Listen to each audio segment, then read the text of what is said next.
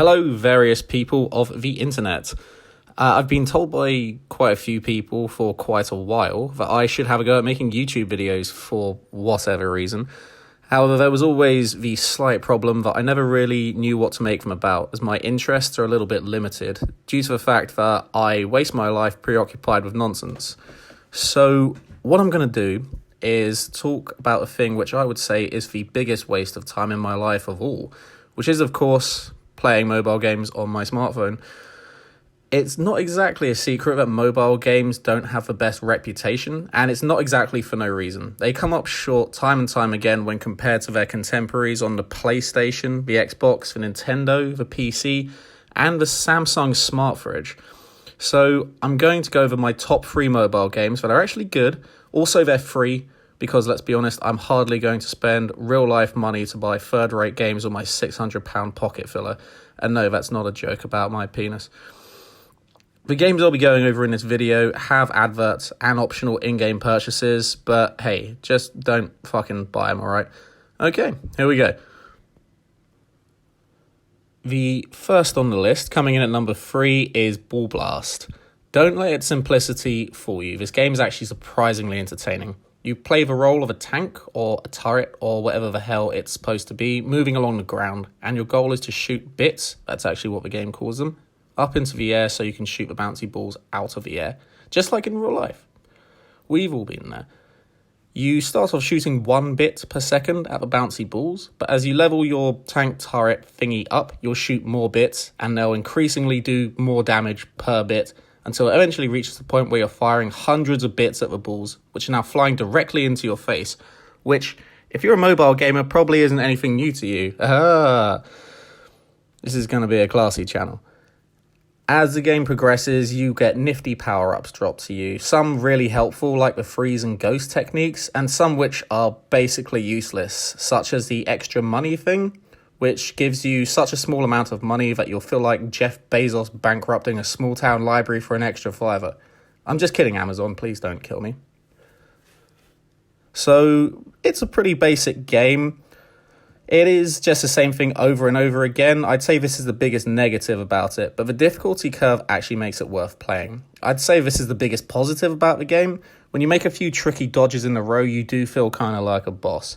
If you decide to play, let me know if you can beat my high score. You may have noticed it's over 4 million. No, that's all right. This is the largest source of pride in my life. Sorry, career and love life, but you guys are held back by the fact that you don't really exist very much. Anyway, moving on. The next game I'm going to be talking about is entitled Hungry Shark Evolution. It opens just like a fantasy, swimming around the ocean blue, killing and eating things. Finally, the dream has become a reality. However, there is trouble in this underwater paradise. So, you're a shark, swimming around, eating various fish and people, etc. But if you get too close to jellyfish or mines, which for some reason there are loads of, they'll sting you or explode you. When you start off, you're a small, cowardly shark. You know, one of those tiny sharks that they think they're all that, but really, I could bloody knock them out, mate. Like a mako shark or something. If there's any mako sharks listening to this, come to my house. I'll fuck you up. Anyway, so basically, you start the game, you're the default shark, which apparently is actually a reef shark, not a mako shark. They're still pussies, though. You can only eat certain kinds of fish. You can't eat jellyfish. Mines are a huge danger to you. Again, just like in real life. Don't step on mines in real life. They're apparently really bad for you. This is also going to be a very educational channel. As you eat fish and things, you'll level up, your shark will get bigger, allowing you to eat bigger stuff.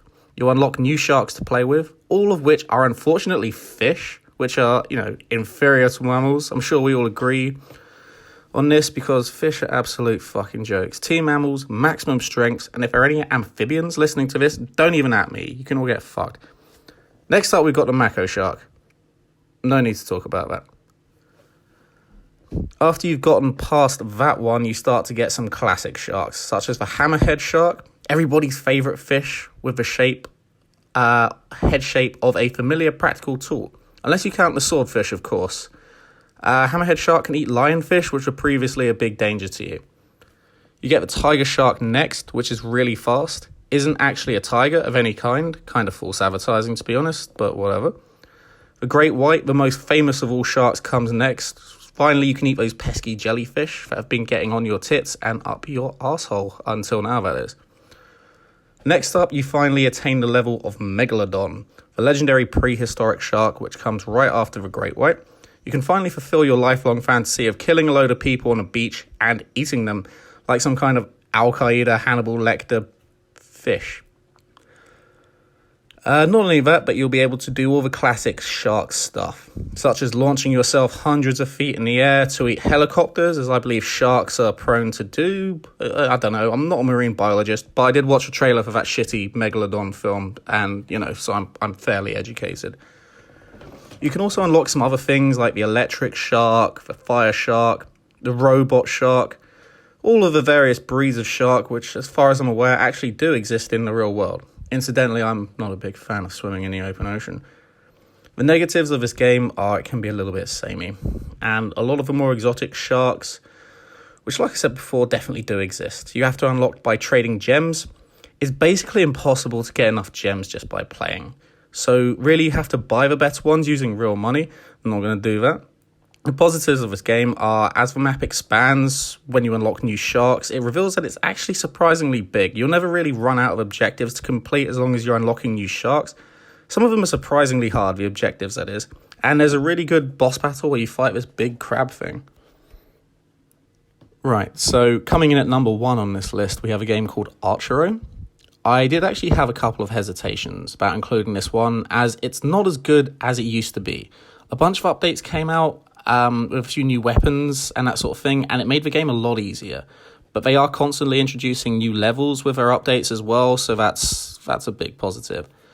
You play the part of a heroic archer dude fighting against an army of various monsters.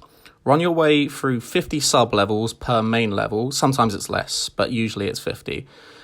You're fighting for a series of quirky little monsters along with a bunch of pretty cool bosses, some of which go down super easy, and some of which will have you reaching for the whiskey and screaming to the heavens. If you're underage, don't drink whiskey. I don't need a bunch of bored mums coming down on me. At least not in that way. Right. So as you go through each level, you'll level your character up, unlocking new abilities. Some of them are incredibly useful and some of them are almost pointless. At the beginning of a level, you'll be chipping away at each enemy one hit at a time, but by the end of it, with the upgrades you get, you'll be raining down death like an unelected political leader in a third world country. You'll also unlock some new equipment, weapons, armor, little sidekicks that fight alongside you, etc. You can upgrade this equipment so that you're able to take more damage, hit harder, or attack in a different way, and there's actually quite a lot of different pieces to choose from. I should mention that you don't actually control your bow or whatever weapon you're using. Your main job is to avoid the attacks coming towards you. You're using a mixture of your own fast reactions and tactical planning, putting your character in the safest area of the level to avoid firepower from enemies. There's also a bunch of great minigames and a heroic mode if you get bored/stuck on the main game, which, by the way, you definitely will. The great thing about this game is it is hard. On my previous phone, I played loads, and I never completed all of the main levels. Although, if you're a skilled mobile gamer, you probably won't get set back too hard until you reach level 5. That one's a bloody killer. Another great thing about this game is just the visual designs. Most levels look great and have their own distinct design, with distinct enemies and enemy boss designs to go along with them.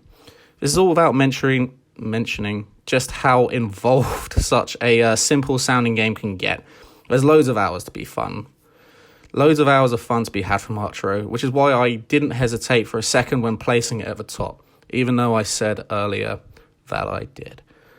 Flaws-wise, a while ago 2 new weapons were released, one of which homes in on enemies and does a ton of damage, and the other just does ridiculously fast damage. These 2 weapons mean that all the others in the game are essentially pointless as soon as you've got one of them. There's still a variety of interesting armors to choose from though, all of which look distinctly different from each other and buff different stats on your character. As with all other games mentioned in this list, there are optional in-game purchases, but like I said at the beginning of the video, just don't fucking buy them, okay? They're not necessary. What do you want from me? The game's free, alright? So there you have it. 3 good mobile games. I recommend you give them a go if you haven't already. And if you have, feel free to comment and let me know if you think they're as good as I do. And let me know what your top 3 list would be. If you like the video, subscribe, like, and all of that. I will be making videos, more videos in the future. Some of them will be about mobile games. Some will be about other subjects. I'm thinking the 3 worst mobile games that I can find for the next video. If you didn't like the video, then feel free to private message me, telling me how much you hate me, why I'm such a pussy, and how you fucked my mother. Anyway, I'm off now. Bye-bye.